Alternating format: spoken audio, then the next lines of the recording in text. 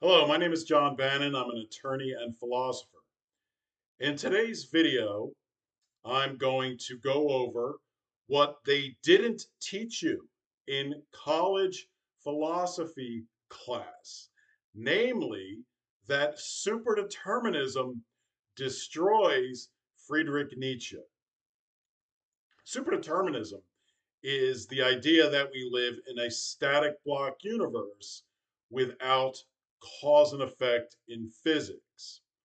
In 2020, Swedish theoretical physicist Dr. Johan Hansen proved that we live in a superdeterministic universe, and you can find his proof in the physics journal Physics Essays, volume 33, number 2, June of 2020. It starts on page 216, goes to page 218. It's entitled Bell's Theorem and its Tests, Proof that Nature is Superdeterministic, Not Random. So, superdeterminism absolutely overturns the philosophy of Friedrich Nietzsche. I'm going to go over five of the biggest uh, flaws that superdeterminism proves in the philosophy of Nietzsche. So, starting with number five, Nietzsche is famous for his will to power.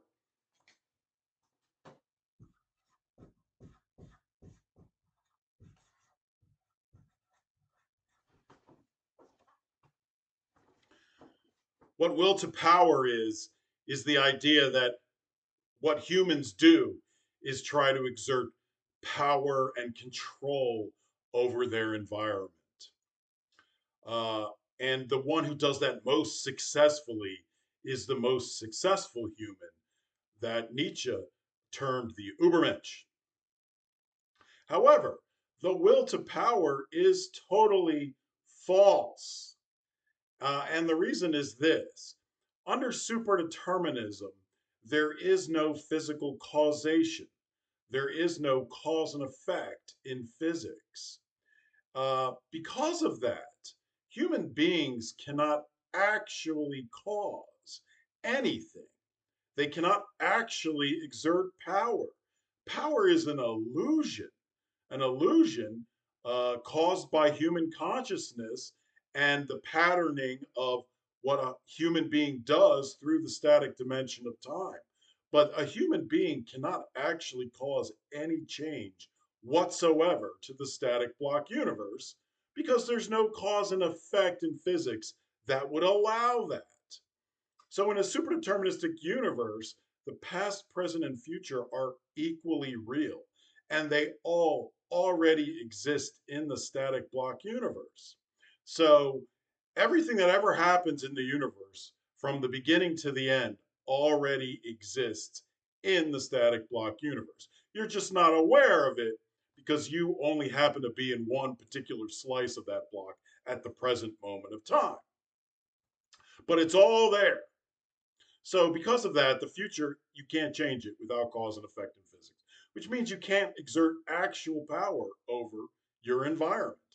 Your illusion that you have power, that's real. You have a real illusion that you have power, but that's due to the static patterning of the block universe over the dimension of time with regard to your personal history.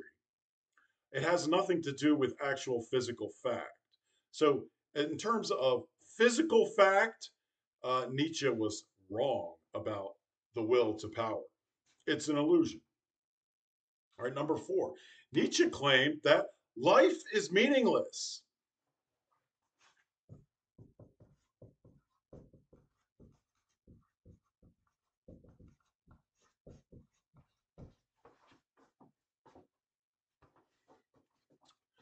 Nietzsche couldn't have been any more wrong. In a superdeterministic universe, every moment of your life, from birth to death, everything you ever do or decide or think already exists in the block universe. It exists now. Your past is still there, your future is there, and your present is there. You're just not aware of your future because you don't happen to be presently in it. but it's there and you can't change it without cause and effect in physics. So, whatever meaning there is in your life, it has to be contained within your block life, within the block universe. It can't possibly be anywhere else. So, meaning in life is your block life in the static block universe. So everything that's alive has meaning. It's baked into the static block universe. It's part of their static block life within the universe. So life is anything but meaningless. In fact, meaning is baked into every life, and you can't get rid of meaning because there's no cause and effect in physics. And you can't change your meaning in life or create your own meaning in life because there's no cause and effect in physics. There's no way that you can actually change your block life without cause and effect, which means you cannot change the meaning that your block life has in the overall predetermined plan of the static block universe. So again, Nietzsche was totally wrong in claiming that life is meaningless. He couldn't have been any more wrong, really. Number three, perspectivism.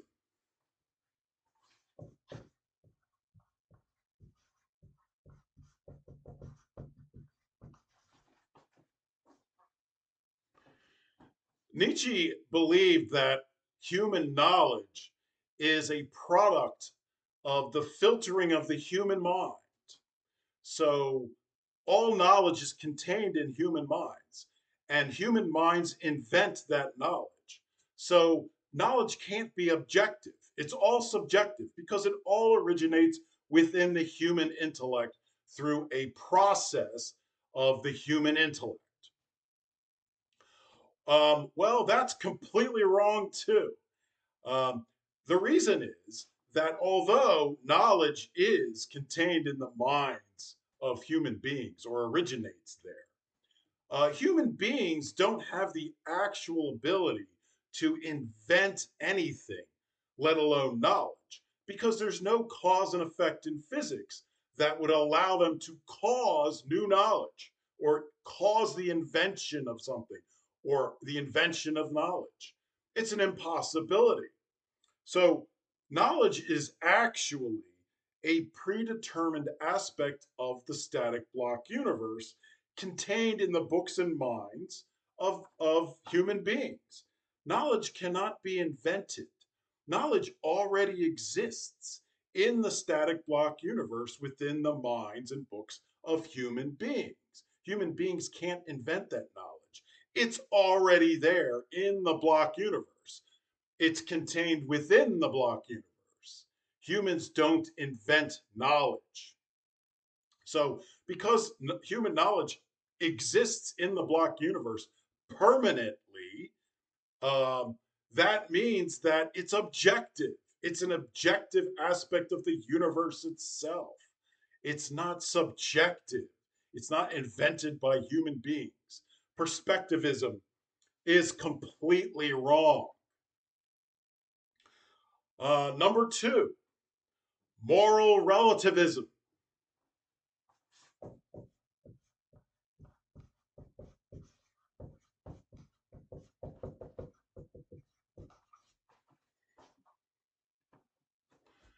Now, Nietzsche must have written two of the worst things in human history. And one of them involves moral relativism. And he said, quote, there is no such thing as moral phenomena, but only a moral interpretation of phenomena. What Nietzsche is saying is that morals are not objective. They're whatever it is that the person's opinion claims they are. So there's only interpretations of morality. But behavior, objective behavior, doesn't have a moral aspect to it. It's just what it is. And it's up to people to decide for themselves whether it's moral or not. This is also completely wrong under superdeterminism. And the reason is this. Because we live in a static block universe, everything that it will ever happen, including human thoughts on morality, are an objective aspect of that block universe, which means humans do not invent religion, they do not invent morals. These things already exist in the block universe.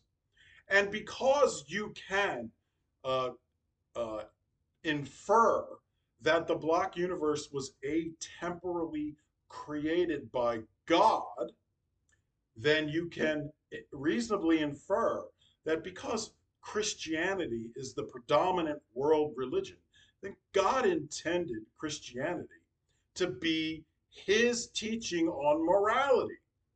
So God has essentially placed his stamp on Christian moral teaching as true because God predetermined it to be the predominant moral teaching among human beings. So you can infer the objective morality of Christian teaching. You can also reasonably infer that the block universe was atemporally created by God. And the reason is because there are aspects of the block universe that require a transcendent being or transcendent logic in order for the static block universe to exist in the first place. And that being would have to be supremely intelligent because that being would have to know of and understand everything in the block universe before that being created it. So that being would have to understand the most advanced technologies that appear in the block universe in order to create them, which means that being would have to be supremely intelligent by definition. So there's a very reasonable inference that objective morality does exist and is true in the form of Christian teaching. So the idea that morals are relative or are subjective, you can reasonably infer that that is false. And it's most certainly true that religion is not man made. It is a predetermined aspect of the static block universe itself. And finally, number one,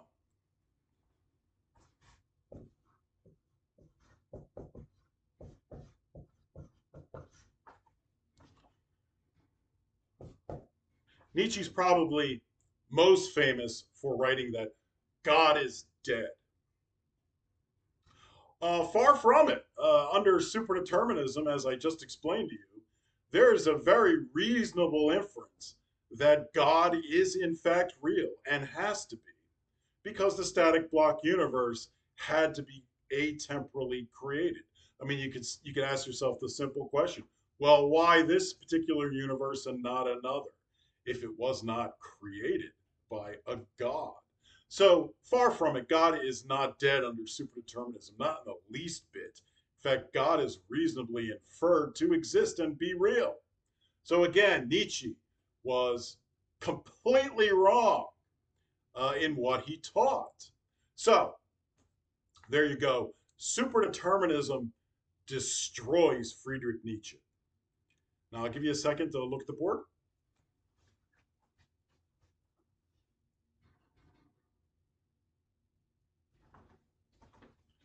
And I hope you learned something because I know you didn't learn it in college philosophy class, unfortunately.